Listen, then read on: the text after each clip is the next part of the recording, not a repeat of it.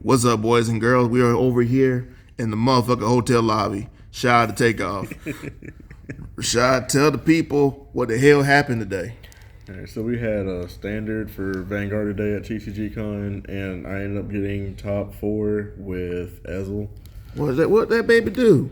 All right, so we'll go through the ride line first. So we'll start with the starter, relevant. If you go to the second draw card. All right, that's bad. Grade 1, when it's rode over, you get to add the order card to your hand. Can be relevant sometimes. I discarded it for the second skill 9 times out of 10. The rear guard skill don't matter. You don't play this card in the main deck. This is like one of your best attackers, but also when he's on Vanguard, if you've got these two in your soul, you can discard a card and superior rod to your grade 3, which lets you persona rod on your opponent while they're on grade 2 if you went first. His second skill, if your Vanguard is Ezel, he gains 5k when he swings, puts himself on the bottom of the deck, which is important. So Ezel, at the start of your rod phase, you Soul Blast 1, look at top 3, call a card, put the rest on the bottom. You can call nothing if your top 3 is all triggers or perfect guards or something. When he attacks, you can counter blast, look at top 7, call 2 units to open rear guard circles, and he'll gain 10k. And what's his basis already? He's a 13, so he's a 23, which is a Persona Rod number without Persona Rod. If you do Persona Rod, he's 33, so he hits for like really nice numbers. Yeah, so that's the rod line. Like you can't deviate from it. It has to You be better play it right there. And then of course we play 4 Persona Rods in the main. You know the grill is just a normal order that activates Persona Rod, so it's just an extra copy of Ezel. Shout out. Next, I play 3 of the Ezel order because it's not a bad card to draw. Just usually I have better cards in my hand when I search it. So you look at the top 7, call 1 card, so it's half of his skill for no counter blast. So you still need to have that card. And really the best card in the deck, in my opinion, is this grade 2 from the set. So if you when you call it by a non-unit card ability, so if you call it from your hand or with the order card, if you've played a normal order that turn, so one of the 4, the order card or the grill, those are the only normal orders. You Soul Blast 1, you look at top 5, call a card. When it swings, if your opponent's Vanguard is grade 3, you gain 10k power, and it's a 38k swing on Persona Rod with a booster, because you're going to have Den Dream behind it to bottom deck it. So it's the best attacker, and literally, like on your second turn of the game, just playing this card alone nets you 4 cards. Because you play this, and you call her, you use her skill, you call something else, and then it just goes from there. So Nice. you just build a board off the 1 card. Next is the other copies of Bowmains to run 4. And then the last grade 2s I play are like my personal tech cards. I play 2 Drilling Angel for the soul. Also, his skill actually hit like every once in a blue moon. So when he's played, I'm sure y'all know what he does by now. Put one of the cards from your drop in the soul. Look at top 3. If you hit a card that you put in the soul, call it to a rear guard. Most of the time I just used them for soul, but sometimes I did hit a Bowmain or the grade 2 triple rare off his skill, or like a Den Drain or something. And like it's really good if you hit those cards because it helps you build a board, especially since you can potentially call them for free in the rod phase with Ezel. Shout out. And then next, I played basically this is a Persona Rod Cycler. So when this unit is placed on rear guard, if your Vanguard only has 1 clan, so only the Keter and counter decks can really use it because they have a clan. You Soul Blast 1, discard a card, add a card with that clan back to your hand. So once you Persona Road 1 Ezel, you call this, you use its skill, you Soul Blast the Ezel, discard a card, add that 1 back to hand. And then when you swing this and boost Endrin, you put it on the bottom, so you loop this forever.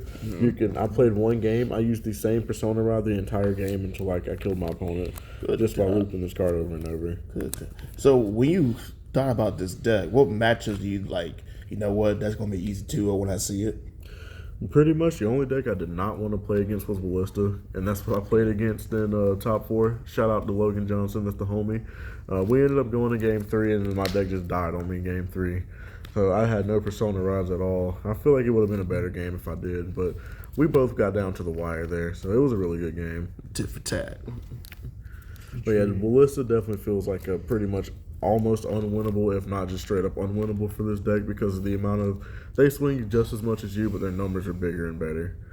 And they draw more. Like that's another issue with this deck. You don't really have the world's biggest hand, so you kind of have to play fast. And then on to the grade ones. We play 4 Dendrain. So it's not the same as Dendrain from V.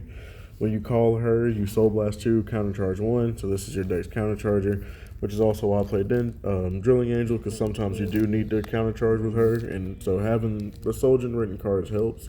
Her most important skill is when you boost with her, if your Vanguard's Ezel, whatever's in front of her, you put it back in your deck and untap her at the end of the battle. I put my Overtrigger back in my deck like 8 times a day using this. God bless. It also enables your Ezel because it clears the column and you can only call to open Red Guard circles. Into that field. Last normal unit card is going to be Silver Fang Witch. So very simple. When it's called, it gains 5k power. You can counter blast to draw a card. So it's 13k booster or an attacker. It draws you a card. So on turn, if I went first, this is the first card I always want to play on turn 2. So you would draw a Ride, add the order card, play her, counter blast 1, draw, give her 5. You got an attacker set up right there. And then you can decide from there if you want to keep your order or not, because you can potentially build a full board on your opponent that turn. Next is the Sentinels. So I play 1 Blitz order in case I played against the non-existent Strahd decks in the format. And then 3 Perfect Guards for the set ones. So if you have 2 or less cards in hand, you have these, you can use them without discarding a card from your hand. That's the Sentinels. I played just regular heals. I didn't play any effect heals because I wanted to maximize on shield value. So nothing fancy there, just 4 heals. 4 draw triggers because you need hand size. You need to find your Persona Rods and your Persona Rod loot pieces. You literally can't win a game without them, so you have to play the draws. And then 7 crit because you want to... We love crit. Yeah, we just love crits. Extra damage. And then the OT that I use is the red one because it turns your 5 attack deck into a 6 attack deck. And then it gives you 2 really big swings. So this one just felt the best. You're always going to have a standing unit when you swing Ezel because his skill calls the units before you drive check.